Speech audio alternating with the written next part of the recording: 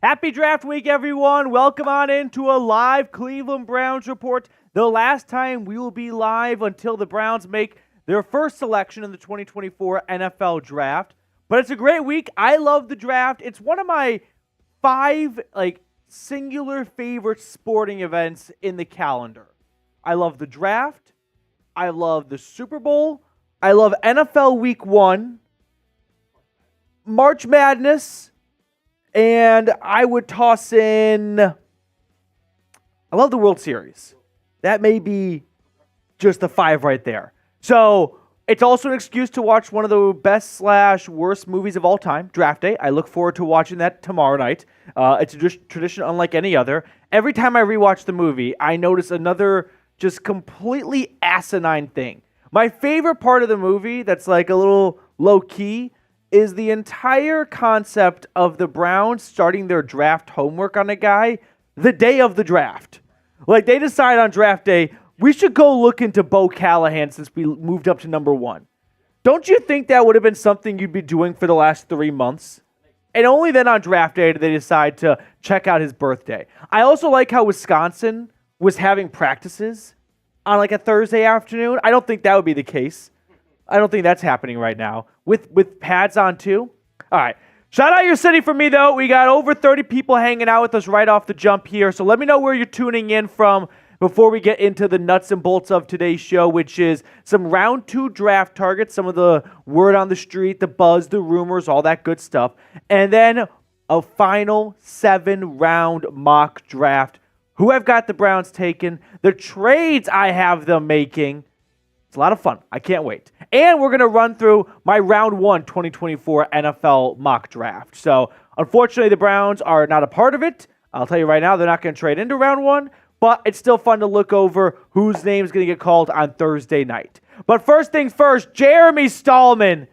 I mean, you kind of run through like the pillars of this country: ice cream trucks, guided parking, and Jeremy Stallman. That's what America was built on right there, baby. Let's get it started. Let's go, Browns. Jeremy Stallman from deep. Bang! Let's go. A $50 super chat. Jeremy in the chat, everyone. It is time, ladies and gentlemen. It's time to run one back. Let's go draft. Let's game 1. Let's go playoffs. And let's go Browns winning the Super Bowl. Let's go Browns. I think Jeremy is including the Cavs a little bit in this as well. The game 1 reference. It's up 2-0 Cleveland already over the Magic. But Jeremy, let's go Brownies, dude. Big salute. Both finger salute there. Jeremy Stallman. I can't wait for the draft. It is just so fun. I think the concept of young adults, juveniles, sitting on their living room couch, sitting in the green room, hearing their name called and being like, I'm from Georgia and I'm moving to San Francisco. Like, that's a pretty cool feeling. And you're making a lot of money to do it. So I love the draft. I'm super excited to see where everyone lands. We've been building up for it for months now, and it is almost here. You can almost taste it, baby. All right, before we get into today's show, Jeremy, we'll recap that super chat in just a moment. But today's show was sponsored by Game Time. If you're looking to catch a playoff Cavs game, because they don't look like they're going anywhere anytime soon. If you want to see a Guardians game or any other sporting event in your local area, download Game Time today and use code CHATSPORTS to get $20 off your first purchase. One of my favorite features about Game Time is the ability to set an all-in price option from the jump. That way you don't spend 20 minutes looking for tickets. You get to the checkout and you're like, well, I didn't realize it would be double than what it said on the initial page. But with Game Time, you don't have to waste your time like that. You know what it is before you even get too deep in the process. So make sure to download the Game Time app today and use that code CHATSPORTS, CHAT Sports, if spelling is not your thing, for $20 off your first purchase. I put all that information in the comments and description of today's video, but shout out to Game Time for supporting us here at the Cleveland Browns Report. Game Time, best place for the last minute tickets with the lowest price guaranteed. Jacob Kistner with a $2 super chat. If you like, comment, sub, 98.8% chance Cleveland does a perfect draft. I like where Kistner's head is at right now. That's a great mantra to have here. Like the video if you haven't already, up to 11 likes, but let's get ourselves to 15, 20 likes and get this show on the road. Kistner, thank you for supporting us. And Jeremy, once again, thank you for your super chat, man. It just makes it so much fun to hang out with the best fans in the NFL. So with that all being said, drop a bold draft take as we bring producer Cullen Brown into the mix here. Cullen, do you have a bold draft take as you've been, neck deep in draft content for the last 3 months? Yeah. Obviously, it's got to be a Browns take, right? I mean, why else? It doesn't have to be.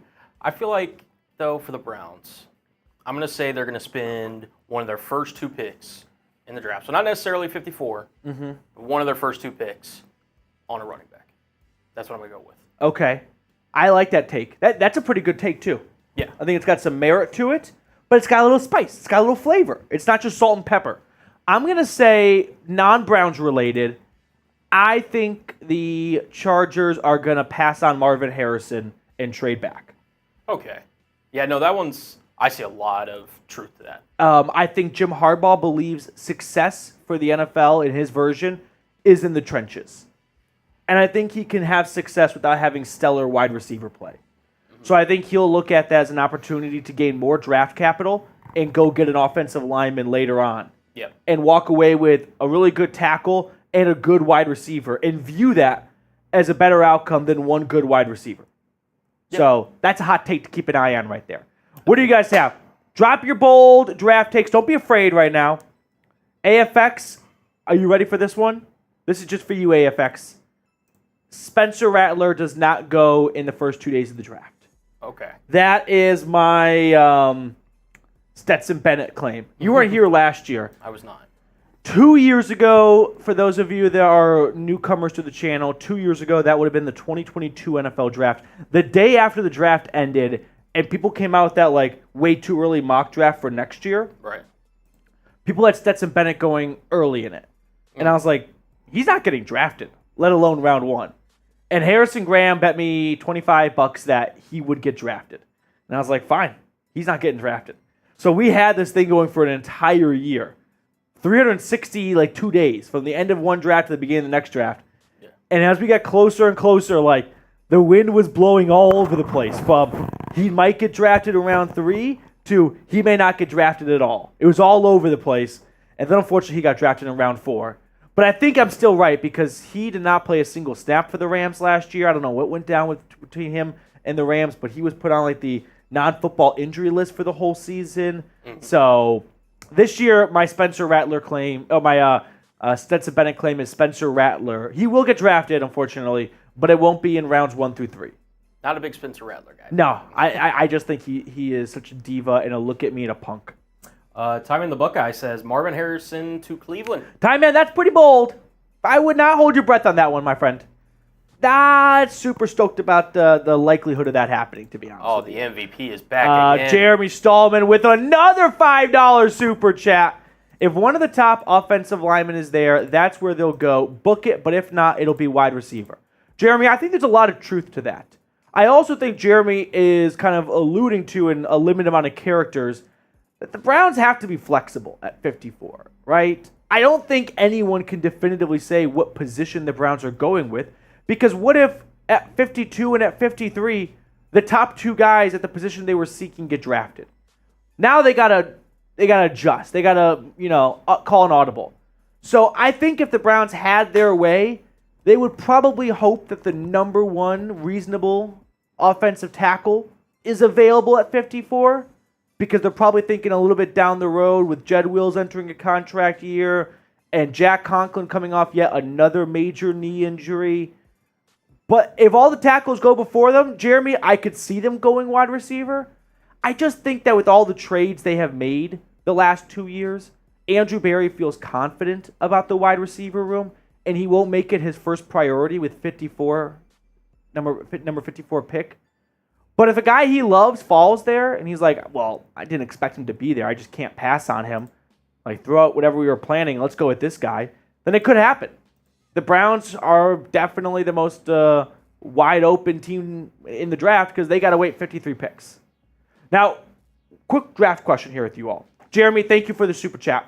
Which Browns draft pick were you right on? The easy one is like Myles Garrett.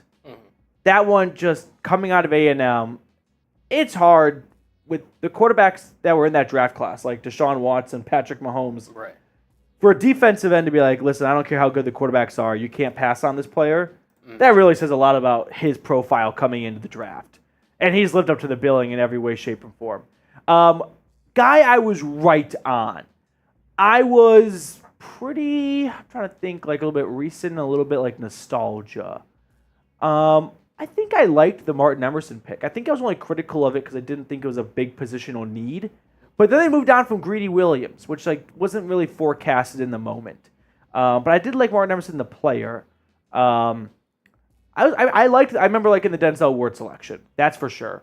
I was definitely wrong on Johnny Manziel. I thought he would. I mean, that was like middle school me thinking like this guy's gonna be awesome. So yeah, I got Manziel wrong.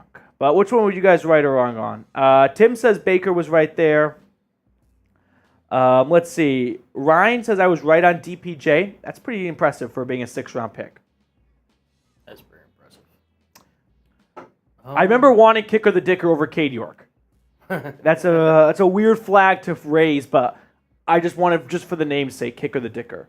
Yeah. Oh, I liked the JOK pick in the time as well. Yeah. I mean, who didn't? The Browns traded up to get him. He did not have any business falling out of round 1 in my eyes. Yeah, he did. Lil Beam, I was right on DTR. I don't know what that means. Like, are we saying DTR is good or bad for sure? I think it's too early to grade DTR. Ricky Nick Chubb, but thought Sony Michel would be a lot better. I was never a big fan of Sony Michel coming out of Georgia. I've always felt like if you were a running back in college that worked in a 50-50-ish split, like Michel and DeAndre Swift, right?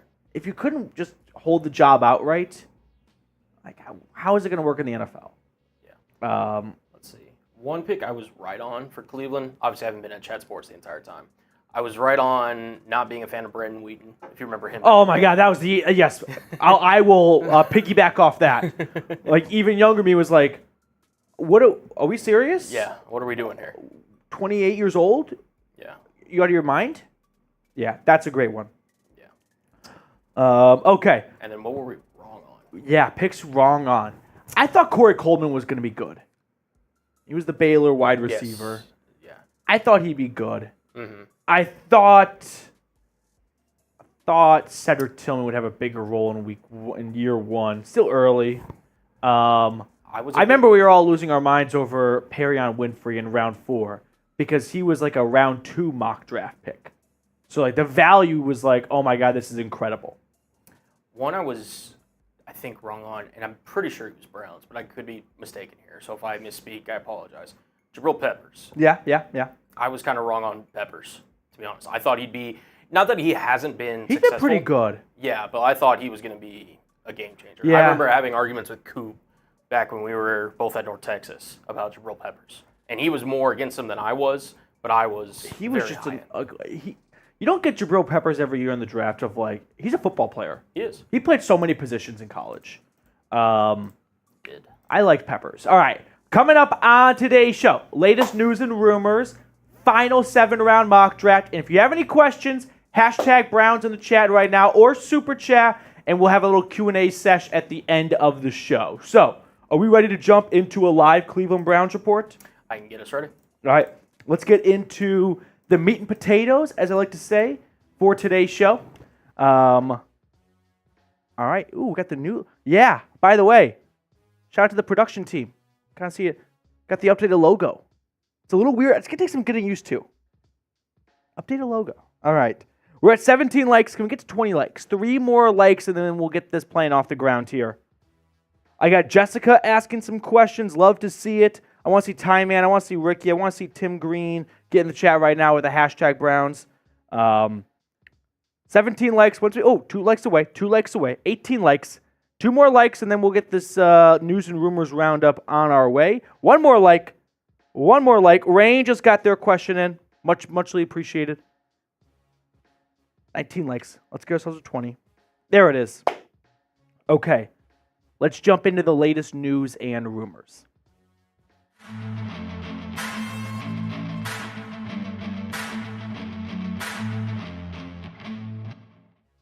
Coming up on today's show, we're going to talk about the Browns potentially going wide receiver at pick 54 as one insider hinted at. And then we'll talk about Patrick Peterson maybe joining the Browns if the draft does not provide a cornerback for Cleveland. Bleacher Report thinks that's a possibility. So we'll kind of recap those fronts for you all as we are inching closer and closer to the NFL draft, which is a quick reminder here. You may not love this channel. That's fine. But I do ask that you turn on your notifications because when we get into the draft, we'll be making videos for every single draft pick that they make. And you want to know everything there is to know about the newest member of the Cleveland Browns. And so just for 72 hours, do yourself a favor. Turn on the notifications, hit the bell icon, select it to all. That way when the Browns start making picks and they start flying in, and if you're busy on Saturday, not watching round 5, 6, or 7, let me do my job and help you out so you know every single pick the Browns make. Now, Mary Kay Cabot from Cleveland.com dropped a list of 5 wide receivers the Browns could be looking at in rounds 2 and 3. And she started off with Western Kentucky Malachi Corley, which makes me think she might watch the show. And that would be a great honor. But Malachi Corley, 5'11", 210 pounds. So he's not the biggest receiver, but he's definitely far from the smallest. Like you get some Xavier Worthies, Troy Franklins, they're in that 160 to 170 neighborhood. He's got some muscle to him. So he's not going to be someone that you can just blow over. He's the Yak King. If you're really just tuning in to some draft content for the first time, let me give you the spark notes on some of these players. He is yards after catch monster. He is the next Deebo Samuel that you can use him in a variety of ways. You can put him in the backfield. You can put him in the slot. You can line him up, use him in jet sweeps. Line him up wherever you want. Get the football in his hands near the line of scrimmage, and he'll do the rest of the distance. Now, Corley last year, he was dominant for Western Kentucky, 984 yards, 11 touchdowns. The funny thing is I spent so much time talking about him, I still don't even know who his quarterback was.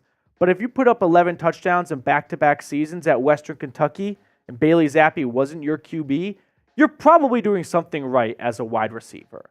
I personally think that Corley will ultimately go round 3. So if you're looking at picks for 54, I think Corley fits at 70 whatever for the Browns better, because when you're a bit of a one-trickish pony like Corley is, and you go to a non-Power 5 school, you're probably going to get overlooked by a handful of teams. So I think this is a target for round 3 for Cleveland. All right, let's move on to the second player that MKC listed, which was Oregon's Troy Franklin. It's kind of funny that I think Troy Franklin was like the first player we talked about as a legitimate draft target for the Browns back in like January, February, before the Jerry Jeudy trade. And I think that dramatically alters their draft strategy now that they have Jeudy. But if they think that Troy Franklin is the next big vertical playmaker that they just can't live without, then I could see him being an option for them in round number 2. I don't think he falls to round 3. Now, he could stand to put some meat on his bones. Like 6'2", 176 pounds. He's going to go up against some 15, 20-pound bigger NFL DBs that are just going to jam him at the line of scrimmage. But if he can maybe add to his frame a little bit, he definitely has the potential to be an explosive playmaker down the field. He's not necessarily the fastest guy in this wide receiver class, but a 4.41 40-yard dash is very respectable. And he's one of Oregon's greatest wide receivers just from a production standpoint all time. Like 25 touchdowns over 3 years in Eugene. That's Oregon's all-time receiving leader right there, believe it or not. So I think Troy Franklin could be like a Marquise Goodwin on steroids, like a vertical track star that probably doesn't have an extensive route tree, probably can't make very tough grabs for you on 3rd and 7 to move the chains. But if you're looking to uncork one on 1st and 10 after getting the ball at the 25-yard line, like he's the kind of guy that could go be a big playmaker for you down the field, a little bit like Travis Benjamin. So I think there are some things to Franklin's game the Browns could fall in love with, but I keep going back to the fact that they added multiple receivers via trade and the draft the last 2 years. I think with their first pick, they're probably going to address a different position. However, if one of these guys has no business falling to them at 54, Andrew Berry is definitely going to be preparing for multiple different scenarios because he's the last guy to make a pick this year. Moving on to number 3 on MKC's list, it is South Carolina's Xavier Legette. So let's get to know Legette a little bit because from a physical standpoint, he's very appealing. 6'1", 221, and he ran a 4.39 40-yard dash. Remember Troy Franklin? He ran a 4.41 40-yard dash, and Xavier Legette is about 45 pounds heavier, and he's faster. So if you're looking at it from a physical trait standpoint, he is your slam dunk winner. The issue is, remember how Franklin's the all-time leading touchdown guy for the Oregon Ducks? Xavier Legette's really only got one season of starting experience with the Gamecocks. He started in their bowl game last year, like 2 years ago, at the end of the 2022 season, and then he went off in that game and was their number 1 wide receiver for all of 2023, where he really blossomed. I mean, 1,200 yards, 7 touchdowns. Like, he did a lot of really good things for South Carolina, and he showed just how physically gifted he is. In fact, I comp him to DK Metcalf because DK Metcalf is the only other guy to be that big and run that fast at the NFL Combine in the last 10 or so years. Now, the issue with Legette is, if I'm being nitpicky here, he only really has 1 year of starting experience. He went through a lot, both on the field and off the field at South Carolina. He stayed in Columbia during a head coaching change. So if the Browns have patience developing Legette, because I don't think he's going to step onto really anyone's field in 2024 and be a super productive player, but if they don't mind letting him be a healthy scratch for much of this year, because I think that's a path he would likely be on with the Browns, then I can see the upside in 2025 and beyond. But I go back to what Andrew Berry said at a press conference at the NFL owners meeting, where he spoke very highly of Amari Cooper and wanting to keep Amari Cooper beyond 2024. And they've already locked up Jerry Jeudy long-term. If they lock up Cooper long-term, maybe they decide this is the year to add a third wide receiver, or maybe they stick with their recent draft picks in Cedric Tillman, David Bell, and then the trade they made for Elijah Moore, and see if one of those 3 guys can blossom into a number 3 on this team. Now, before we get on to the rest of today's show, I do want to highlight our sponsor super quickly, and that is Game Time. If you're looking to go to a playoff Cavs game, you want to go catch a Guardians game, or you want to catch any other sporting event in your local area, download Game Time today because they're going to give the Dog Pound $20 off their first purchase when you use code CHATSPORTS. So if you are looking to check out a concert in your area or anything else that needs tickets, Game Time is the place to visit first because with this $20 off deal, I view it as Game Time just taking care of your parking, your first concession run. So why not put the tab on them and score some awesome seats in the process? So download the Game Time app, use that code CHATSPORTS for $20 off, terms apply, and you're going to get a great deal for your first purchase. I put all that information in the comments and description of today's video. Game Time. Check them out today. It's the best place for last-minute seats at the lowest price guaranteed. Coming in at number 4 on Mary Kay's list is Georgia's Ladd McConkey. Now, I don't think Mary Kay is ranking Ladd McConkey as the 4th best of the bunch. I think what she's doing here is she is understanding that Ladd McConkey is likely not going to be there at 54. A lot of the late wins coming out of the NFL draft circles is he could sneak into late to the end of round 1. I'd be very surprised if he is there at 54. It is the NFL draft. We do have to remind ourselves that just because the Mel Kiper mock drafts for the last 2 or 3 months said this guy is going in this round doesn't mean it's set in stone. But I think Ladd McConkey's got a really good chance of going in round 1. And in my mock draft, I think he's ended up going to be a Baltimore Raven at the end of round 1. Now, McConkey's kind of an interesting prospect because when you look at his stats, like who's looking at this and thinking hands down round 1? But you got to factor in the injuries he sustained last year. And I think that's a pro as to like what he could have done if he played the full season, but also a little bit of a con, taking a guy who already has injury history. Ultimately, I wouldn't get your hopes up on McConkey. If he's there at 54, Andrew Berry may tear up everything they had planned and just run this pick in himself. But to me, I think he's going to be a late round 1, early round 2 target that Cleveland should not be holding their breath on. And then the 5th wide receiver that MKC targeted for the Browns is a Mississippi State special teamer. It is Liedrick Griffin.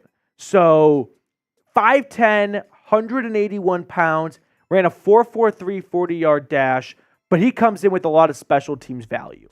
He averaged 30-plus yards a kick return last year for the Bulldogs, and I know the Browns added Nyheim Hines for special teams, but he's coming off a torn ACL. Plus, the Browns, unfortunately, have some bad luck to their return men just getting out of training camp. So I think it'd be very wise for Cleveland to try and find another return specialist in this draft. If I had to power rank all 32 NFL teams that would lean into the new kick return rules, I would put the Browns towards the top of that list. You've got a bunch of Ivy League guys that are not going to be reactionary people, but they're going to be proactive. And they're going to try and manipulate and take advantage of these new kick return rules that other teams may be sleeping on, okay? So if the Browns feel like this is an area where they can exploit the enemy, then I could see them targeting a guy like Griffin just for special teams alone. So do you want to go wide receiver at pick 54? Give me a yes or give me a no. I'm open to the idea if a great player falls to you. In my gut, I don't think they're going wide receiver. I just think Andrew Berry, like last year, we saw that at the NFL trade deadline, he expressed some confidence in his wide receiver room. Ended up shipping out DPJ, but he didn't bring anyone in. And that's because I think he likes the room he has traded for and drafted. And he's going to want to see those two types of areas for roster acquisition have room to grow and not stunt previous draft picks and trades by bringing in another wide receiver. So I don't think he goes wide receiver, but if some stud is available, that could definitely change course. All right, to wrap up the show, I just want to go over a Bleacher Report article that someone sent me that listed Patrick Peterson, not my cousin, as a potential Browns free agent target if Cleveland does not draft a cornerback. Now, the former Pittsburgh Steeler started 16 games for the Steel City last year. He played a little bit of corner and safety, and I think that could be something that Jim Schwartz would value if they don't bring in an extra DB in the draft. We know Andrew Berry thinks very highly of this position group. He went Greg Newsome in round 1. He goes Martin Emerson in round 3. Greedy Williams in round 2. Grant Delpit in round 2. He really has a big emphasis on the safety room and the cornerback room, just the DBs all together. So if they don't get one in the draft that they like, maybe they feel like Patrick Peterson, who, Arizona Cardinals legend, had some really good seasons, definitely towards the end of his career. If you have any Steelers friends, you can ask them about Peterson. He didn't have glowing reviews towards the end of his time in Pittsburgh, but I do think he played some solid football all around, and I still think he may have a little bit of gas left in the tank. Probably not to be a starter, which is what ended up happening for much of last year in Pittsburgh due to various injuries and whatnot. But maybe Schwartz feels like this could be my Rodney McLeod for the cornerbacks. Peterson also in March was on Good Morning Football, and he talked about the Browns. He said, you get Deshaun Watson back. You have weapons outside now that's able to help Amari Cooper. You have tight ends that can get open. I am really giddy to see how this team is going to finish the season versus how they finished last season. So Peterson clearly has some interest in the Cleveland Browns. This could be something to watch in training camp. Who remembers last year me petitioning and advocating for Shelby Harris to join the Browns? And I still think I should get 1% of his signing bonus. I'm not going to do the same for Patrick Peterson, despite being a blood relative of mine. But I think that there could be a chance that if in training camp an injury pops up, or maybe some of the rookies and young players aren't looking the part, a little bit like last year on the interior defensive line, then the Browns give Peterson a call. But I don't think this is going to be a priority for them after the draft. Now, when you look at the Browns' defensive back room here, I think it's one of the best DB rooms in the NFL. Didn't look like it last year, or I guess this past season, against the Texans. But I'm not going to just rule out the entire room because of one bad Saturday. You get Juan Thornhill back and healthy. You get Grant Delpit back and healthy. Denzel Ward, if he can just stay healthy. Like, if this room can put together some, healthy runs together, then they're going to be one of the best DB rooms. But I don't think it's wise to just bank on all 5 of these guys playing all 17 games given their injury history. So would you add Patrick Peterson? S for sign, P for pass. Get in the comment section below and let me know what you're thinking. To wrap up the show, we will invite Cullen Brown on to pick a card. Everyone type Cullen in the chat. It's a busy week here at Chat Sports with the NFL draft. And Cullen and I are just going like 0 to 60 every single day, no time off. So I really appreciate Cullen making some sacrifices to help me get as much Browns content out to you guys here. So show Cullen some love. And actually, I want Cullen to get the card right. Thank you. I would like you to get the card right. I appreciate it. Let's see if I can get it. By the way, to answer your question earlier, the quarterback that was throwing to Malachi Corley, his name is Austin Reed. See, this guy's the fucking best. He's fact-checking me, I didn't even know about it. 2023 conference. That is. I do recognize that name. Yeah, he's got like a load of accomplishments. Like, I think he's in the draft this year. Yep. He was all-conference honorable mention, all-academic team. He was Davey O'Brien quarterback class of 2023. Had like over 3,000 yards, 31 touchdowns, 11 picks. Like, not bad. Dude. Not bad. Maybe we should draft that guy. Maybe UDFA or something. Yeah. But which card do you want to go with? His number is 16, 1 plus 6, 7, diamond in the rough, 7 of diamonds. Long story short. This man. I'm going to go with just a king of clubs. Close. 6 of hearts. 6 of hearts. All right. That will do it for us on today's show. Thank you all so much for tuning in. We'll be seeing you throughout the week with more Browns draft content. All right.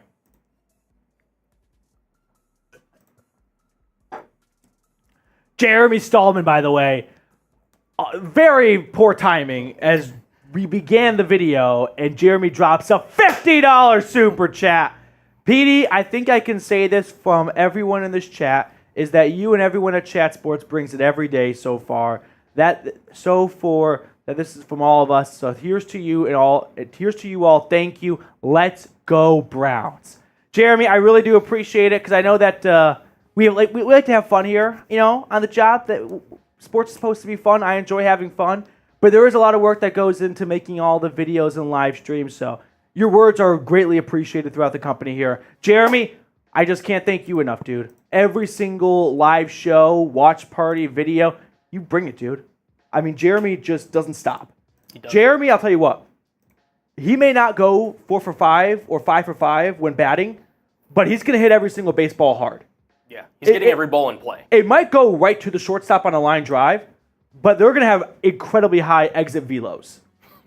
There will be no lazy, like Joey Votto never pops up in the infield. Yep. Jeremy Stallman doesn't know what a pop-up is. Doesn't know. Those don't exist to him. Yeah. I'll tell you what, every single fly ball from Jeremy at least puts the outfielder to the warning track. Like you do have that moment of like, oh, okay, not this time, but next time. Next time. Jeremy, you're the man, dude. Thank you so much. Now, do you guys want to go wide receiver at pick 54? I can't wait. Not many of us saw the Browns going Martin Emerson, specifically just cornerback in general. Not many of us saw them going Cedric Tillman last year. So Andrew Berry likes to, do the unexpected, which is why I don't think they're going to go wide receiver. Yeah. It'll be very interesting to see because obviously the Browns may look at the receiver room and just say, hey, we need just a little bit something extra in here. And that's why I'm like, I keep looking at Xavier Legette. And I know you're like, hey, he needs to sit a year. Yeah. But with he could do that in Cleveland. Could. They don't need the production from him this year. Exactly. So that could be a good fit. The other side of the coin is they haven't developed wide receivers super well. Mm. He needs some good developing. Yeah. Now at 54, a little rich. Just a little bit. But who knows? Maybe around 3. The issue that I think people fall into trap of every year there's great athletes. There are. Like at the college level, too. Yeah. They all don't make great football players. It's true. John Ross went round 1 for one reason only. Because he was super fast. 40 time at the time. Doesn't mean he's good at football. Are we just going to forget about all the track stars that teams have picked that burned them? Anthony Schwartz. Hot take, I'd rather see players run the 40-yard dash with their pads on. Mm. Obviously, it'd be a bit slower. Right. But you don't run anyway without your pads on. And I think some guys move faster with pads on than other players do. Like if you and I did a 40-yard dash with no pads, and let's say there was a tenth of a second of difference, okay? And then put pads on, that difference could go down to like 0.5. Yeah. You know what I mean? From like a 6-second 40-yard dash. Edie's running 4.3. Easy. I don't think I'd crack 6 seconds. You and Xavier Worthy. You know how they do like the slow motion cam with the repo? It'd be you and Xavier The last time I ran like a timed 40-yard dash was senior year of high school, and I don't think people are going to believe me. I ran about a 5.1 to 5.2. Telling you. I think I ran a 5.2. It was over 5. I remember the first one was a 5, but it wasn't a 6. I think it was around a 5.2. Maybe it's like 5.3, actually. This number just keeps going up and up. I remember it so vividly, but I can't remember the time. All right. Should we jump into a final mock draft? I mean, if people want to see it. Are we ready? Who's ready? Jeremy, you got it. Say less. For a moment, I said the 19th. I was like, is today like the 18th? You mean tomorrow? I presume we're looking at May, right? Jeremy, hit me up, dude. We'll get beers. Also, like, I'll have ended it at that point, but not to sound like a total. I don't know. No, I'm not gonna say it because some people may be in this camp. I don't want to make fun of them for it. I have not drank alcohol in like 3 weeks. Kind of wanted to test out how that would like make my body feel. Feels pretty good. Like, I don't know. I'm not gonna give it up forever. I'm not an alcoholic, but I still like to have beers on the weekend. But I just stayed in 2 straight weekends so that I would avoid temptation. And feeling kind of good about it. I don't know. Okay, let's get into my 7-round mock draft. We got 34 likes right now. Can we get one more like? I do love root beer. Root beer is such an underrated drink in general. It's the best soda in my eyes. You put me on a desert island, I'm picking root beer.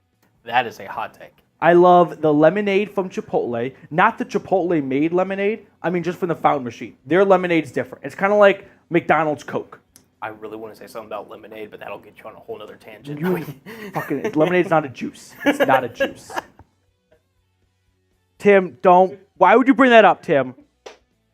That was last year. Don't tell new people about that. All right, let's get into a mock draft. For one last time, I've got a 7-round mock draft for the Cleveland Browns with trades because I think Andrew Berry is going to make some moves in this year's draft. Now, quick self-plug before we look at the picks I have the Browns making. Make sure to tune in for our Day 2 draft coverage here. We'll be live on the channel, and I want to get a quick head count. So type me in the comment section below if you'll be able to tune in for our live draft coverage. Now, quick refresher. Here are the picks the Browns are working with. They've got 6 picks altogether, a second, a third. Those are the only 2 picks in the top 150. I think the Browns are going to look to change that, which is why I'm about to lead into the first trade I'm making here. But a 5th, a 6th, and 2 7s. So with that all being said, I am going to do my best to look at this through the lens of Andrew Berry and not what I would do because I'm not the one in charge. And I think the Browns are going to look to acquire more draft capital. So here's a trade idea I have here, and I think it has some legs to it. The Cardinals go from 66 to 54. I could see Arizona, which, by the way, has 11 picks in this draft, the most of any team. They're tied with a few other spots as well, consolidating some of their picks, going, listen, we've got a lot of picks. Now let's try and get some quality picks. So they'll give up one of their 5th-round picks and a future 3rd, which, to be honest with you, I'd rather have an extra 3rd-round pick next year than 2 3rd-round picks this year because the Browns don't need to fill a lot of roster holes this year, and it's not like this draft is insanely deep at position groups. So I like this deal for both ends. The Cardinals can go get a more surefire thing at 54 than 66. The Browns can get an extra draft pick and pick up a future 3rd-rounder in the process. So after making this trade with the Cardinals and moving back to 66, I think the Browns would go running back out of Tennessee, Jaylen Wright.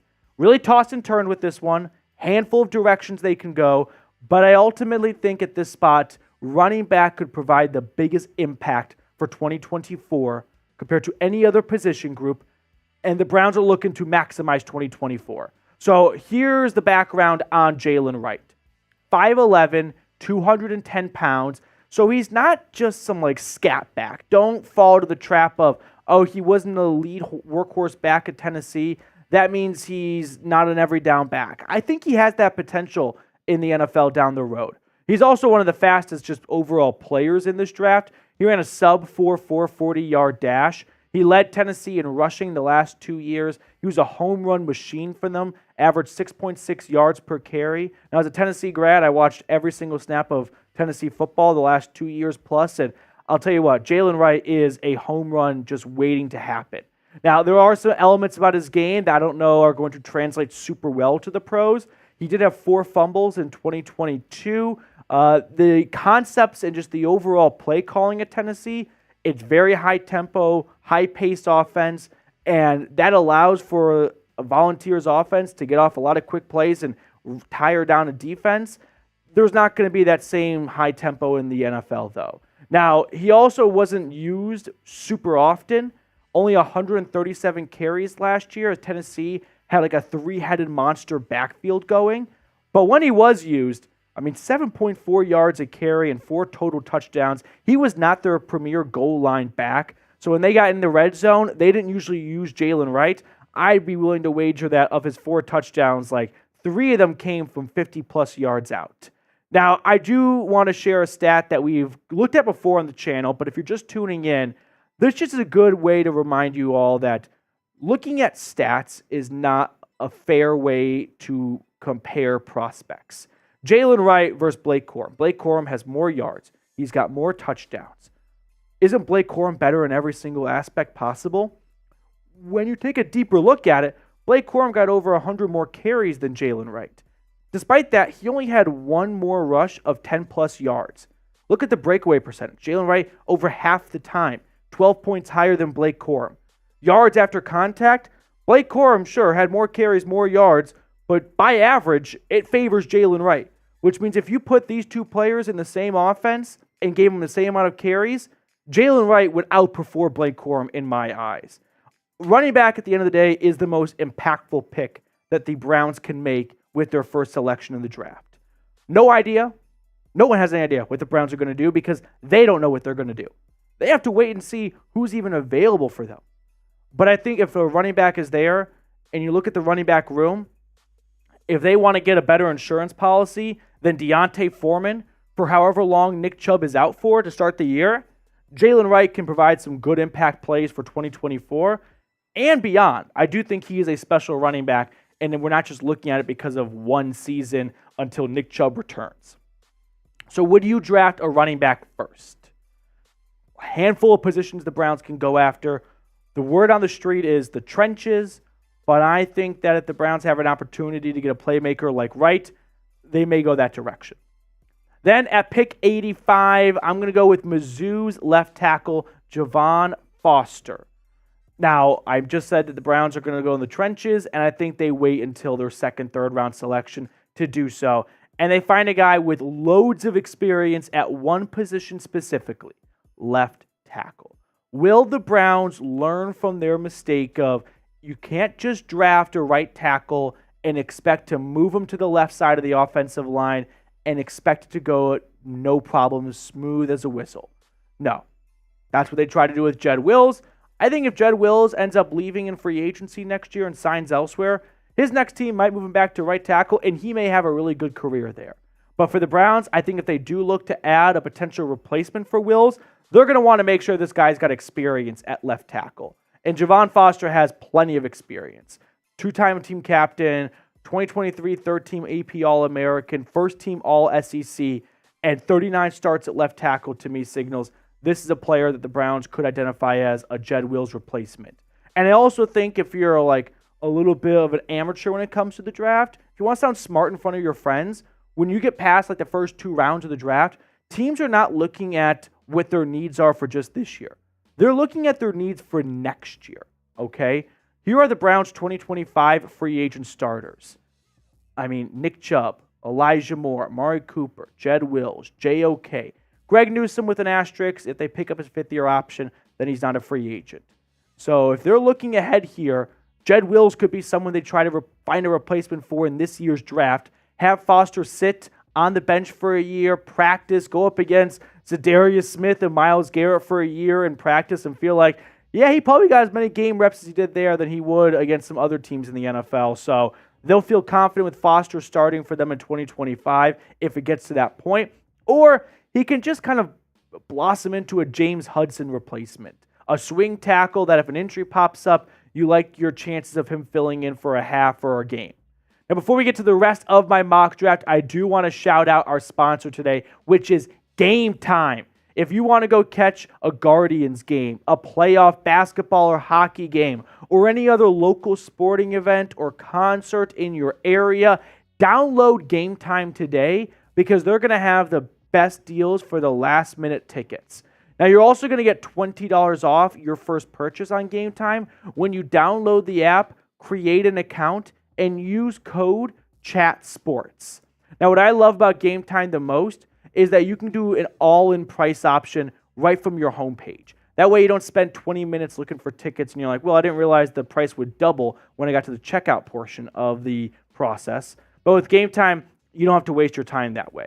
So download the app and use that code CHATSPORTS, CHAT Sports, for $20 off your first purchase. I put all that information in the comments and description of today's video because I love you all, and I know you all did not remember that.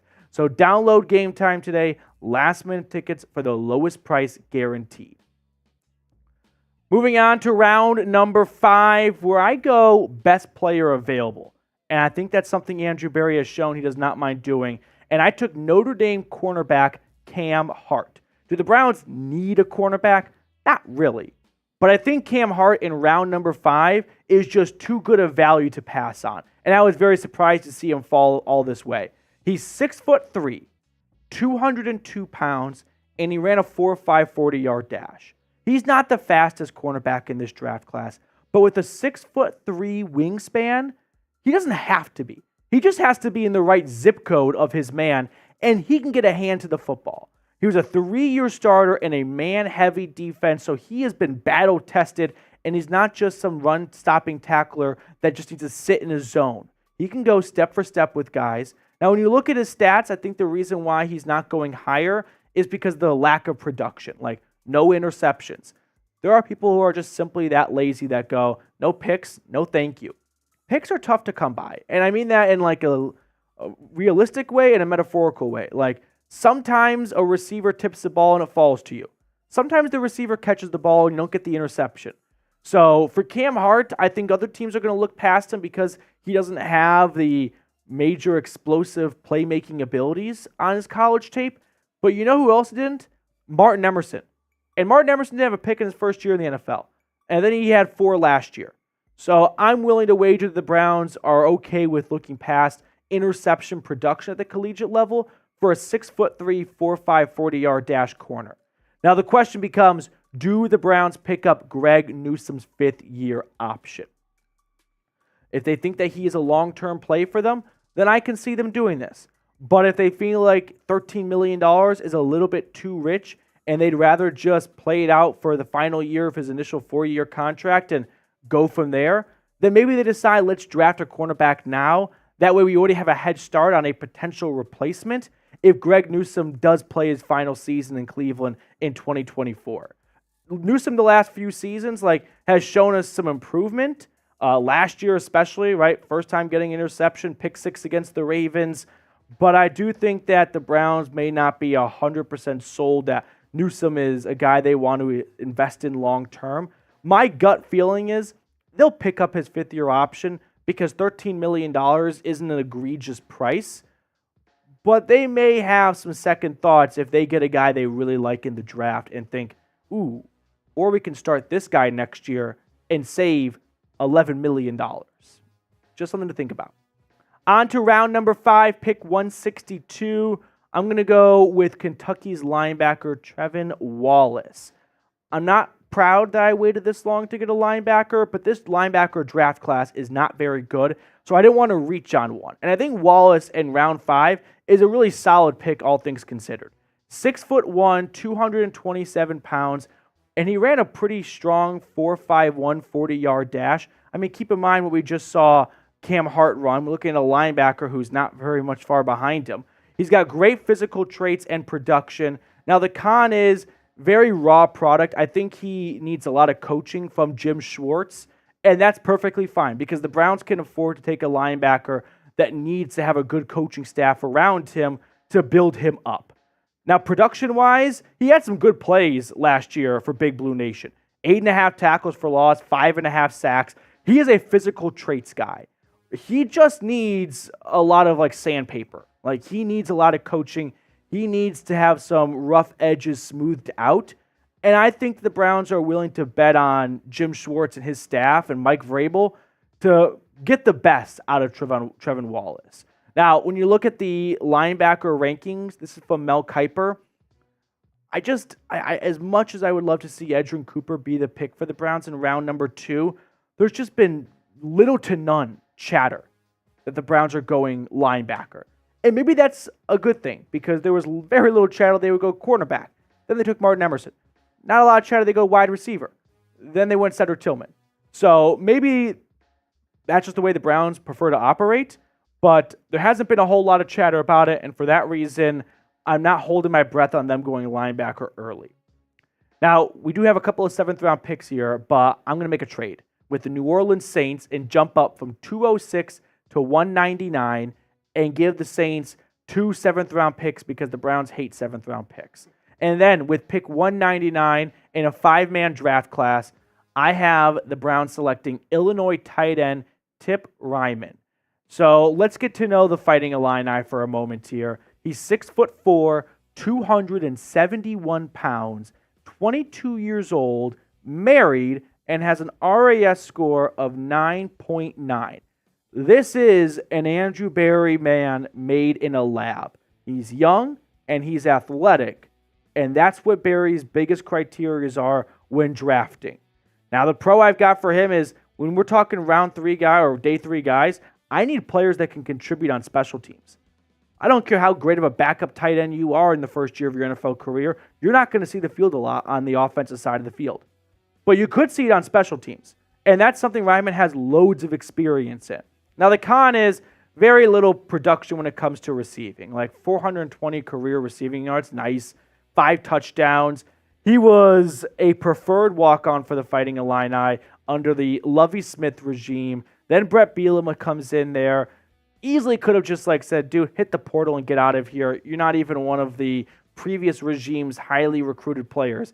Instead, he gets a scholarship in his second season in Urbana-Champaign. And I think the Browns' tight end room should not feel comfortable as is. I would like to see an addition made in the tight end room because you are one injury away from David Njoku, and then it's just Jordan Akins and Giovanni Ricci and Zaire Mitchell-Payton leading the charge at the tight end position. So I think it'd be advantageous for the Browns to add some more depth in this position.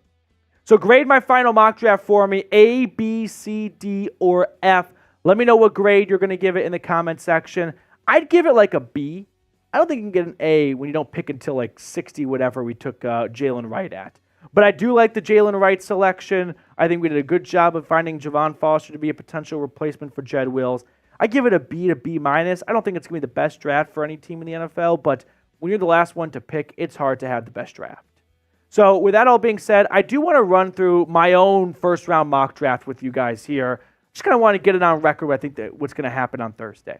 So no surprise here. Pick number 1, Caleb Williams from USC. Jaden Daniels from LSU goes to the Commanders.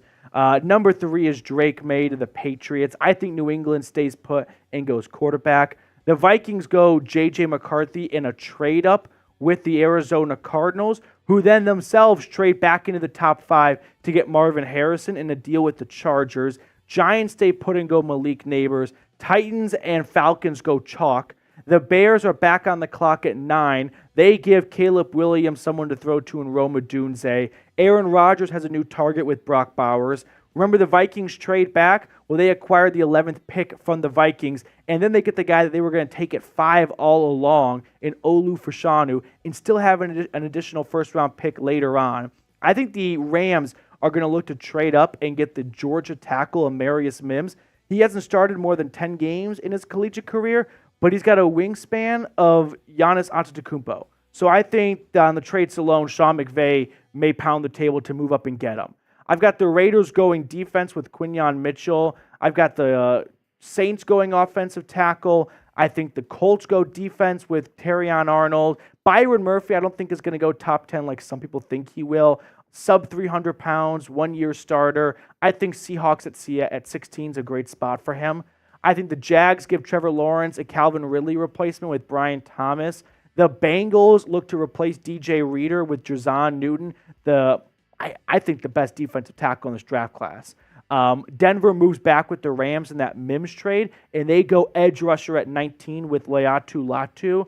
I think the Steelers just stay put, and they go with the best remaining offensive lineman, Troy Fontenot. I think the Dolphins try and find a replacement for all the pass rushers they lost in free agency by getting Jared Verse. Eagles, I wanted to see trade up, but ultimately I've got them staying at 22 and going with Cooper DeJean. Remember the Chargers made all those trades? They're back on the clock at 23. They go Kool-Aid McKinstry to shore up that DB room. The Cowboys at 24, they lost some offensive linemen in the offseason. How about they replace them with a versatile pick like Graham Barton? The Packers at 25, they moved down from David Bakhtiari. They need a replacement. J.C. Latham is that option for them. The Bucks need to find a new center for Baker Mayfield. I like Jackson Powers Johnson. I have the Chiefs jumping ahead of the Bills so that Buffalo can't get A.D. Mitchell, and Kansas City and the Cardinals strike a deal that sends Mitchell to the Chiefs, and then the Bills go with the speedster Xavier Worthy. I think the Lions look to add another DB in Nate Wiggins. I've got the Rams going with Ladd McConkey, especially with McConkey's old offensive coordinator from Georgia, now the OC at Baltimore, and Todd Monken. The 49ers, they go offensive line. That's really their only need. So they take Jordan Morgan from Arizona. And then finally, the Cardinals are on the clock at 32 after swapping picks with the Chiefs at 27. And they look to give Kyler Murray a new center because their center is old Browns guard Yelda Froholt. And they go with Zach Frazier from West Virginia. And scene. That is my 2024 first round mock draft. I can't wait to see how bad it does. Job well done. Thank you. Do you want to pick a card? I would love to pick a card. What do you want to go with? I'm going to go, I feel like we haven't had a face card in a while. I'm going to go King. It has been a while, you're right. King of Spades. I'm going to go Jack of Clubs because of that. Okay. The face cards do not pop up a lot. They don't. You ready? It's a face card. It's the Queen of Spades. We were in between. Sandwiched. All right, that will do it for us on today's show. Thank you all so much for tuning in. Hope you enjoyed our mock draft, and I'll see you all soon for the NFL draft. Joshua Miller, my man.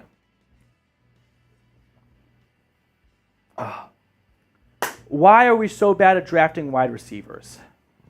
That's a good question. The wide receiver coach Chad O'Shea, he was with the Patriots for a long time. Which I think if you're with New England, it's like being at Alabama in college football. It's a great spot to be in for your resume. Mm-hmm. Are we going to act like the Patriots always had dominant wide receivers, though? Yeah. If anything, it was more reliant on everything else. Yeah, so receivers. I'm a little surprised that maybe Chad O'Shea still has a job. Like, that's mean. But I thought maybe with the coaching staff shakeup they did a few months ago, O'Shea could be a part of that shakeup. But ultimately, he got afforded an extra year. But I think they need to see results from like Jerry Jeudy, Cedric Tillman, David Bell. Josh, why are they so bad at drafting? Dude, I think there is some truth to some franchises are cursed at positions. The Ravens cannot have wide receivers. No team has drafted more wide receivers than the Ravens the last like 10 years. Yeah. And they just can't get it right. We'll see on Zay Flowers. I think Zay Flowers is a good pick. Yes. He looked good last year. I liked him coming out of Boston College. Yeah. I like Zay Flowers. But like the Bears can't have a quarterback. Like just some teams can't have nice things at certain positions. Right. Josh, I appreciate your super chat though. I wish I had a more in-depth answer. And maybe someone smarter does. But I think there might just be some bad juju in the world. Like Browns also are not allowed to have a nice quarterback. Them and the Bears. Bears are the only team without a 4,000-yard passer, so at least the Browns are not in that club. Let's run through some of the hashtag Browns we got here.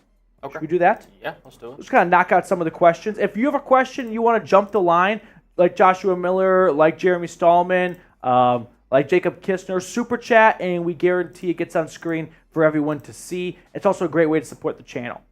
Christopher Stofira. I like Christopher a lot because I watch other Browns content, and he's often in the comment section of other content. He's a busy dude. So he's that. Yeah. What positions do you think are hardest to make jump to the pros? QB, then wide receiver are my picks. Excellent question, Christopher.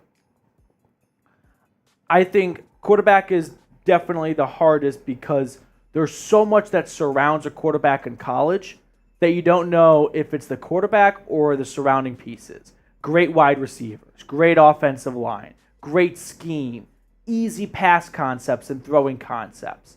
Quarterback's definitely one. Wide receiver would be up there. Hardest to jump, I think linebacker is up there because in college football, you can fill up your stat sheet when you tackle some smaller running backs that aren't going to go to the NFL. You get to the NFL and you're tackling a guy that's your size or bigger sometimes at running back. Like, that's a punch in the face right there. Because you go from being a linebacker at Tennessee, taking down a small Ole Miss running back and being like, I'm on top of the world, 95 tackles this year. You get to the NFL, you're 230 pounds, and all of a sudden Nick Chubb's in front of you, and Nick Chubb is stronger and faster and bigger than you. And you're like, this isn't as fun anymore. I'm not having fun anymore. Nope. So linebacker pops to mind. I think safety's towards the bottom of the list. I think pass rushing is towards the bottom of the list. I think you're on the right path, though. If I could also add to your question, Christopher, when it comes to projecting from college to the pros, during this draft process, people get really hung up on traits. I think physical traits factor in percentile-wise a lot more for some positions than others. Mm. I don't almost need to see a guy's stats if I know their size and speed and they're a cornerback. I just think it's very tough to be successful in the NFL if you're a cornerback that's not fast. Yeah. And that's you could be a slow quarterback. Yeah. If you're a slow corner, you're just going to get picked on because they're fast in the NFL. There's a couple that obviously when they got older, they were able to use their mind, their instincts, and everything in their previous playing in the NFL to where they could survive. Like Sherman comes to mind. Right. Darrelle Revis could do it for a long time. Mm-hmm. Patrick Peterson, we just talked about. Yeah, exactly. So I remember reading a Players Tribune article. I can't remember who wrote it. I think it was Aqib Talib, and he said 90% of my interceptions come from film. Yeah. Coming from all right when the offense lines up like this. The wide receiver in the slot always runs this route when it's third and long. There's a lot of extenuating circumstances. When it's 3rd and 10 plus and they're in this formation, the slot receiver always runs this route. Mm-hmm. If you notice that in film, you can jump that route. Right. And that's not speed. That's just in between, the ears. But I think starting off in the NFL, you don't get that, luxury of getting a lot of film to watch if you don't have some speed to lean back on to begin your career. Yeah. Tim Green, next one up. Keeping pick 54, my mock today showed offensive tackle Blake Fisher from Notre Dame or Rosengarten from Washington. If available, who do you take? Go Browns. Blake Fisher was supposed to be Notre Dame's starting left tackle. Then a guy that you might have heard of, what's his name? Joe... Say that one more time. Joe Alt? Oh, Joe Alt came around. And he took over the left tackle position because he's 6'9". Okay. So they kicked. Yeah, you did not get the joke for a while. I did not. It took me. You were just panicking, So Blake Fisher got kicked to right tackle. If the Browns are looking to go tackle, I think it's to find a new left tackle for the future. Do they want to repeat the same mistake that they made with Jed Wills, which was assuming tackles can just flip-flop?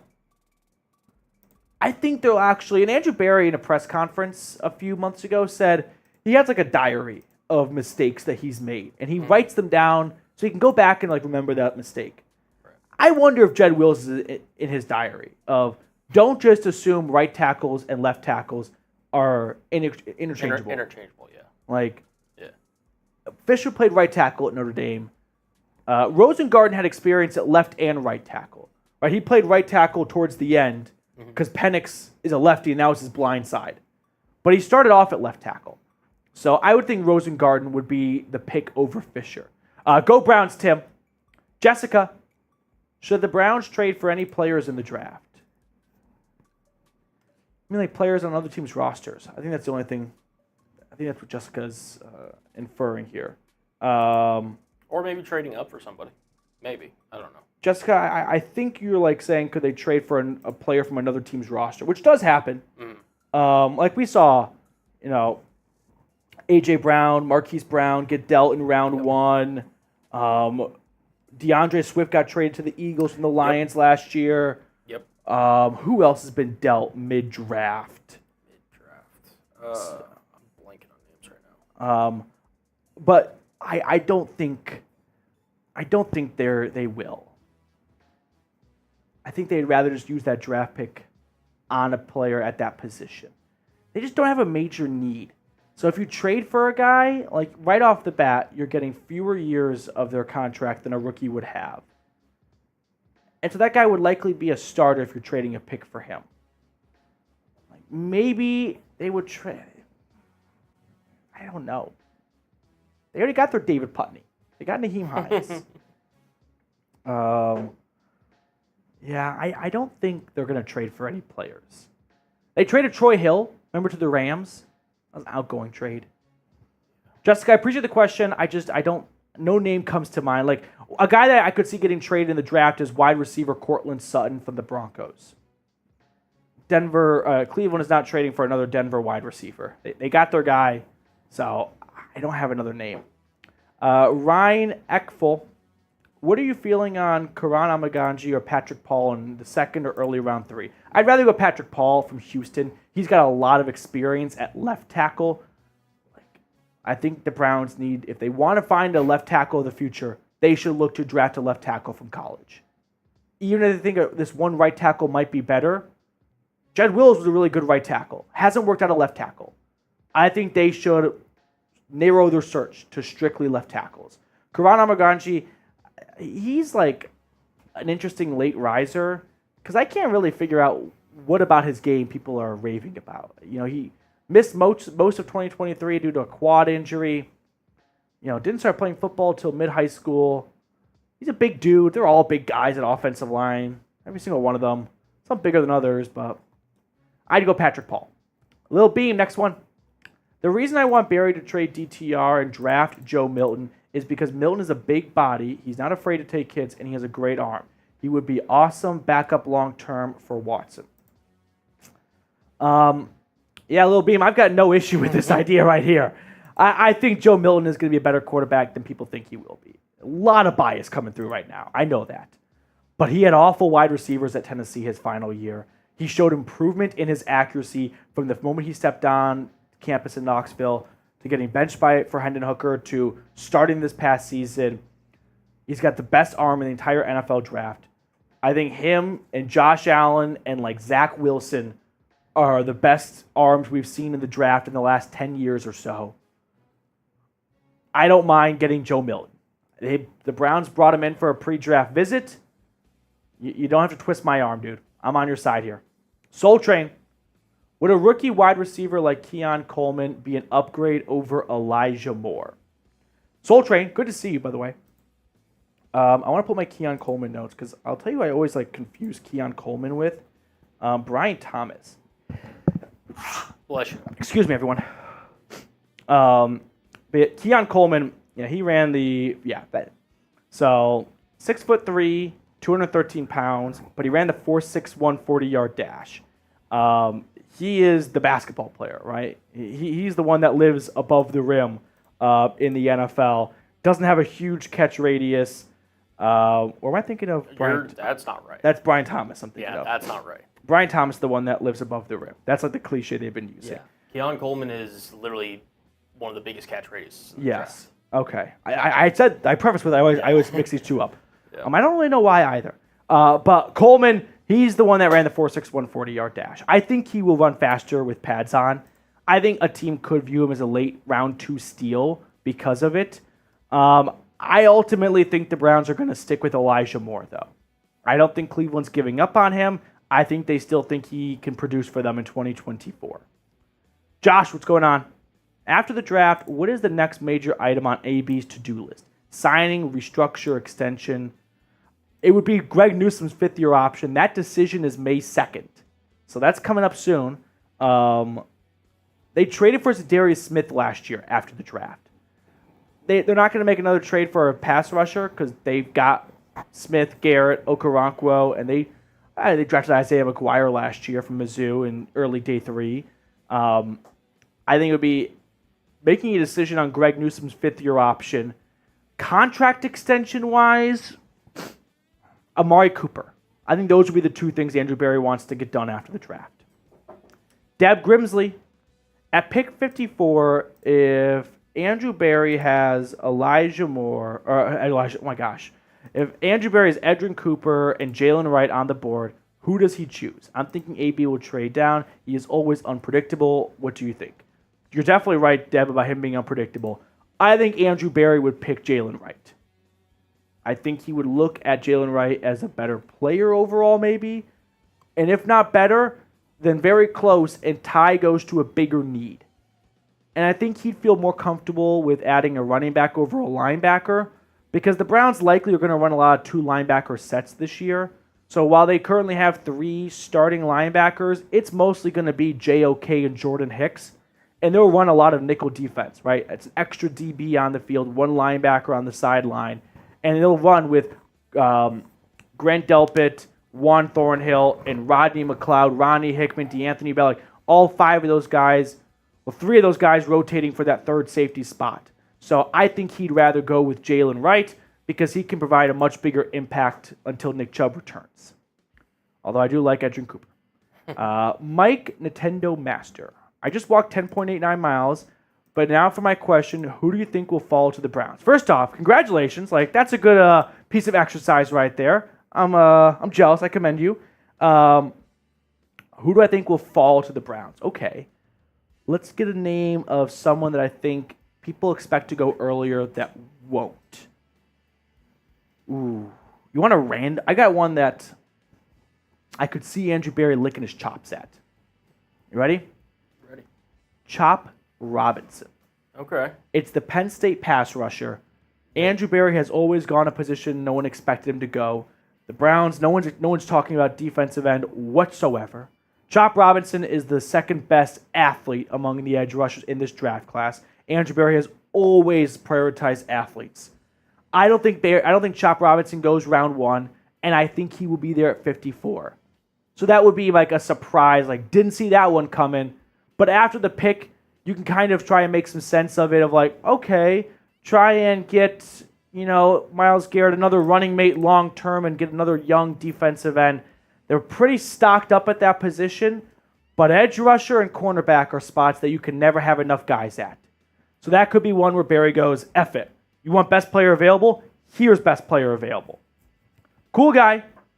What was the worst NFL draft of all time? Alex Trebek, I'll take NFL draft for 500 and say, what is 2013? That's when it was Eric Fisher and Greg Robinson to the Rams. Was Greg Robinson 2013? Yeah, it was Eric Fisher. I remember. Eric Fisher went first overall.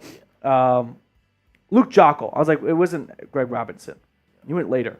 That draft sucked. E.J. Manuel was the only quarterback taken. 3 out of the first 4 picks were offensive tackles. The first skilled player off the board was Tavon Austin. Wow. At pick number 8. Legendary mixtape on YouTube. Yeah. The next skilled player, by the way, was E.J. Manuel at pick 16. Oh, that's right. So that was Geno's draft, too. Yes. The next skilled player... Here's the funny part. Ready?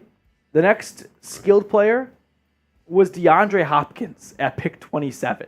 Holy crap. So Hopkins does a lot of the heavy lifting. Cordell Patterson went number 29, and I think he is a top 5 player from that draft. So, yeah. Travis Kelce was that draft, though. And Tyrann Mathieu. Actually, I might have to walk this back. Teron Armstead, Keenan Allen were third-round picks that year. So the worst. David Bakhtiari, Kyle Juszczyk, Micah Hyde. Okay. Dustin Hopkins. Maybe it's not. I still think it's 2013. Okay. If we get another super chat, we can keep the show going. Otherwise, we'll sign off and we'll hand over the studio space to, I don't know who's next in line. But Josh, we'll end on your question unless we get another super chat. Is Justin Gilbert the worst draft pick in Browns history? I say yes as I think back over the years. All right. Let's pull up all the Browns draft picks. I don't want to forget a single name. But when you weigh in like where they went in the draft, because that has to count for something, right. Gilbert pound for pound may be the worst. Justin Gilbert was the 8th overall pick in 2014 ahead of Johnny Manziel and Joel Petonio and Christian Kirksey. So the last of those four were much better than the first two guys. Top 10, major busts. I also could have told the Browns in 2014, taking a Big 12 DB top 10, not going to work. I'll just be discriminatory right there and say Big 12 DBs, no. They don't exist. Yeah. No. There's none. There's just none. So one's worth noting. Yeah. That way. I think Josh is probably right. Like, no other top 10 player the Browns picked was as big of a miss. Like, Baker was not a bigger miss than... I know Baker, number one, but still. I don't even Ward, really consider no. that like a miss. I mean, he did... Jed Wills, 10. Like, that was the last top 10 pick they had. I think it's Justin Gilbert, Josh. I think you're right. If we're going a little bit deeper, Trent Richardson went 3. Gave the Browns a first rounder from the Colts, but that was the best thing he did for that team. I would say it probably goes. Trent Richardson at least had like a good season. Justin Gilbert played 3 years in the NFL. So he had to pick 6. I forgot about that. I would say it's probably Gilbert, then Trent Richardson, then Brandon Weeden, then Johnny Manziel. And then after that, it's just sadness. Oh, we got some super chats here. Yep. Josh, what could AB do in the draft to shock everyone? Trading to round 1. Like, if he wanted to jump from 54 to 32 and give up next year's first-round pick and get like a third back in the trade, that would be the shocker. Go from 54 to 32 with the Chiefs, and you give Kansas City your 2025 first, but now you're kind of overpaying, so the Chiefs have to send back like a third or a fourth to kind of balance the scales. That would be the biggest surprise. I would be shocked if the Browns went to pick 32. Soul Train, I just hope they get a steal last year without a first. Dude, cheers to that, bud, because I can't wait to get back in round 1. It is just, it's mean not being a part of all the mock drafts all offseason. Yeah. Everyone else is fun, and you're the kid with peanut allergy. Everyone else could sit and hang out with their friends, and you sit at the allergy table. That's the Browns. It's you and one other person in the office that doesn't have like a first-round pick. Jeremy with the Texans does not have a first-rounder. So every time like a new mock draft comes out, it's always like, is it a 7-round or is it a 1-round? Or a 2-round, 3-round? Exactly. Soul Train. Also, I'm glad you changed your name back. Yeah, I hope so too. But Andrew Berry has shown that he can do a good job in the draft without having a first-rounder, right? He's gotten some good picks like Martin Emerson and DeJuan Jones in rounds 3 and 4. So I'm not going to panic. Okay. All right. If we get another super chat, we'll keep going. Otherwise, we'll bid you adieu, and we'll see you guys tomorrow. We'll still have some more content coming out, and then we'll see you again on Thursday. The plan is, today's Tuesday, we'll put out a video tomorrow morning and probably later afternoon, and then Thursday morning, and then Thursday after the draft, we'll do like a mock draft for rounds 2 and 3 and whatnot, and then we'll get into picks galore in day 2 and 3. Jeremy Stallman. Oh, he changed his profile picture. Interesting. Jeremy, keep it going. Say less, Jeremy. The show goes on. Not leaving. Whew. We are in the hottest studio. I will say that much. It is. This It's one a scorcher in here. There's this one and the one that we were in last week, if you remember. I'm in Death Valley right now. Yeah, you especially. Yeah. You're up against the window, though. I feel like that's pretty hot, too. Sun's just kind of caking on you. Just a little bit. I got a nice backdrop, though. Yep. Tim Green, can Pat McAfee open the NFL draft? He was hilarious in Nashville. Yeah, McAfee I like. I know he's not everyone's cup of tea, but, dude, how about David Akers? Remember when he announced the pick for the Eagles? Yeah, that was really funny. Yeah, taking shots at the Cowboys or whatever. Yeah, Carl Nassib is announcing the Browns pick, and I don't remember the number. Maybe 54. Maybe it's 85. Someone refresh my memory, please. Yeah. But Jeremy, keep it going. Appreciate you, dude. Do you want to run through here? I'm gonna fix the mock draft because I had the wrong. Yeah, that's okay. I made a boo boo. Are you in there right now? You can fix it yourself. I'll fix it. Josh with a $2 super chat. Here, let's throw Josh's super chat on real quickly, and then we'll fix that. Yep.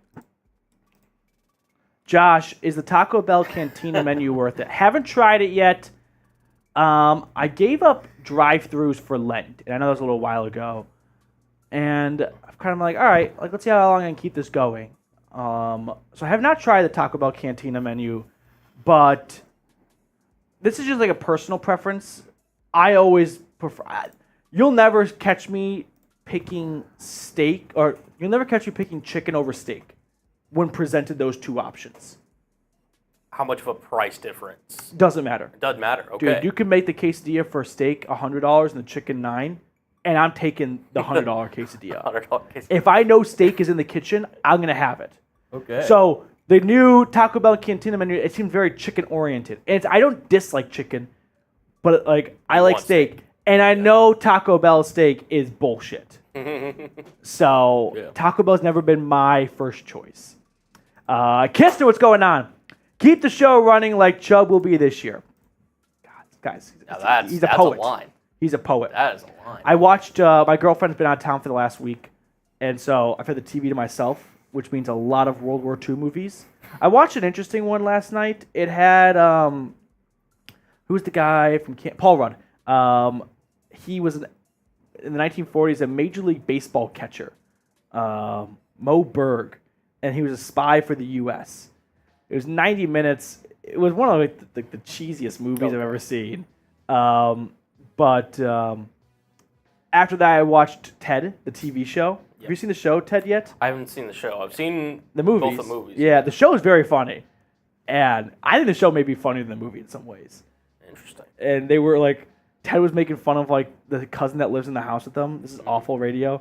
And the cousin was quoting poets and writers. Mm-hmm. And Ted's to quote the late great Ernest Hemingway, I wonder what this bullet tastes like. And I was like, Jesus Christ, Ted. Okay, so I don't really know how we got down that train of thought, but keep the show running. Jacob, say less, dude. Jeremy, the $5 super chat. Hey, are we having a live draft? Didn't hear. We're going to be live on the channel for the start of round 2. And up until the Browns make their draft pick, and then a little bit afterwards as well. It's just chaos at Chat Sports during the NFL draft. And unfortunately, just to be transparent, the Browns Report is just not a top 5 channel in size where I can command a studio for the entire draft. Like the Raiders channel and the Cowboys, they have 100,000+ subscribers. We're not there yet, as much as I want to be. So hopefully in the future we can be there. But we'll be live on the channel for the start of round 2 up until the Browns draft pick, and then a little bit afterwards. Yeah, it's one of those things so I've been here, what is it? 3.5 months, 4 months, something like that. And you find out very quickly. The size of channels matters for everything here. Big time. When we're talking about the studio space, it's we got to leave. Some people are they're just saying that. No, it's actually somebody's knocking on the door and there's a pecking order. They do. Yeah. So we just try to help Petey and guys in these channels grow up to the same way so that they can have their own studio space. So exactly. Let's kind of wrap up. If we get into the super chat, we'll keep it going, of course. But I kind of want to talk about just the first round. Oh, we got one from Jeremy. All right, Jeremy, we'll get to your super chat in a moment. I just kind of want to talk about the first round. I know the Browns aren't a part of it, but I still think it's fun to just talk about the NFL in general. It doesn't always have to be Browns focused. Very fascinating to see what happens in the top 6. Like, I'm very excited for this draft because the question that we don't know the answer to is, will New England take Drake May? Or is it Jaden Daniels or nothing for them? And if Daniels goes to the Commanders, would New England be open to trading the 3rd overall pick and then moving back up again to get J.J. McCarthy? Because I could see the Vikings hopping up to 3, getting Drake May, and then the Patriots moving up to 4 with the Cardinals to get J.J. McCarthy if they feel like J.J. and some picks from the Vikings is better than May at 3. It can go any direction, it feels like. I personally think the Patriots stay put and take Drake May. I could see the Cardinals, by the way, trading back and then trading back up to get Marvin Harrison. And I think people are going to come out of the draft going, something's going on in the desert. They really killed this draft, and they did some good things last year. Malik Neighbors, just start looking for houses in New Jersey, dude. You're a giant. Joe Alt, I hope you've already moved to Tennessee. You're a Titan. Dallas Turner, you should be practicing with Atlanta already. You're a Falcon. Roma Dunze, I think he's going to be a Bear at 9, although there's been a lot of smoke. They could go Byron Murphy, who I have going to Seattle at 16. Brock Bowers, there's no one that could be more of a Jet than Brock Bowers. After making some trades, I could see the Chargers going with Olu Fashanu, and ultimately they get the guy they were going to take at 5 and acquire an additional pick in the process. I could see Amarius Mims being someone that goes earlier than expected. He's got the wingspan of Giannis, but it's a quarter of an inch shorter. He only started 8 games for the Bulldogs, but I could see the Rams going, we can't pass on that freak of an athlete. The Raiders are fun. They really want a quarterback. I don't think they're going to get one. The Jags, I think Byron Murphy falls, by the way. I think the Jags are going to go get a wide receiver for Trevor Lawrence. Brian Thomas is the lives above the rim guy. The Bengals just kind of play it safe with a 5-iron down the middle of the fairway with a good interior defensive lineman to help replace DJ Reader. Denver made a trade with the Rams in my mock draft. I think they could look to just take the best player on the board at 19, which in this case I think would be Leatu Latu. Steelers go offensive line. They need help there. The Dolphins need to replenish their pass rush. How about Jared Verse? Have him go from Tallahassee to Miami. Cooper DeJean falls to the Eagles. They need help in their secondary. Plus, he can help out on special teams. I could see the Chargers going, after making a couple of trades in the top 10, getting Kool-Aid McKinstry. That'd be a pretty fun draft for LA. Like, it may not be Marvin Harrison, but I could see Harbaugh going, I'd rather have Olu and Kool-Aid than Marvin Harrison for what I want to do offensively to be successful. The Cowboys are going offensive line. There's no more obvious pick than Dallas going offensive line. Same for the Packers. They got to replace David Bakhtiari. The Bucks, I don't really know what the Bucks want to do. I don't think the Bucks know what they want to do. But I do know they need a new center, and Jackson Powers-Johnson's the best center in this draft class. How about the Chiefs, by the way? I could see them just dunking on the Bills and jumping up to 27 so that they can get A.D. Mitchell before Buffalo. And then Ladd McConkey reunites with his old OC from Georgia, and he goes to the Ravens at 30. So let me know what you think of my mock draft. Jeremy, what's going on, dude? Well, we need to change this. I could not agree more. We got to get more subscribers. Like, it's very, I'm sure you guys get tired of hearing the subscriber calls. But when you're on this side of the camera, it's a very different ballgame. And I can do better jobs at it, believe me. I'm all ears, dude. But yeah, bigger channel, and that way you can get more studio space to go live in. Kistner, is everyone listening? Let's get PD to 125. Yeah, that'd be quite the thing to wake up to. Yeah. It would be incredible. My goal, and this is an ambitious goal, is to get to 35,000 subscribers a week from today. That means picking up 1,000 subs in 950 subs in the span of 3 days, 4 or 5 days. Like, that's a tough thing to accomplish. It can be done. It has been done. But that's my goal. Like a YouTube analytics standpoint, if you're interested in that. Get myself to 35K, and then try and get to about 37K when the season starts, or when training camp rolls. I'm not going to get 2,000 subs in the dog days of the offseason. Try to go from 35 to 36 when training camp opens up. Get to about 37.5 when week 1 rolls around.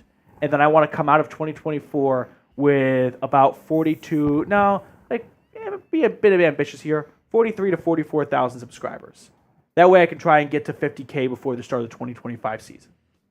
That's my 5-year plan. Okay. That's going to do it for us on our live show today. Thank you guys so much for all of your super chats, your support. I love hanging out with you. It's a great way to spend my Tuesdays. It's my favorite way to spend my Tuesdays. So we're going to see you guys throughout the week, of course, the draft. Reminder, and again, I know I ask for a lot of stuff here, and I'm kind of needy. Turn on your notifications. Yes. Because I promise you, come Saturday, you're going to forget that the draft even starts at 11 a.m. Central, noon Eastern. You're going to have plans. Your girlfriend, your wife, your significant other is going to drag you to something, and you're going to be away from your phone, and you don't want to spend the time trying to sort through tweets to find the last pick they made because so many picks are happening. And the live tracker websites, they kind of suck. Notifications on, and that way you could just look at your YouTube notifications and go, Browns picked this guy at this pick. They picked this guy at that pick. Yeah. And we're going to be, live during the draft. Yeah. So obviously, make sure you're tuning in and everything. And, we want to make sure that we bring the best content to you guys. But, part of bringing the content to you guys is you being there. Mm-hmm. So turn on your notifications. Cool guy. 11 a.m., 11 Central, noon Eastern, Saturday for day 3. Yep. It's going to punch you in the face. It is. All right, here we go. Let's send you guys off, and we'll see you all later on throughout the week.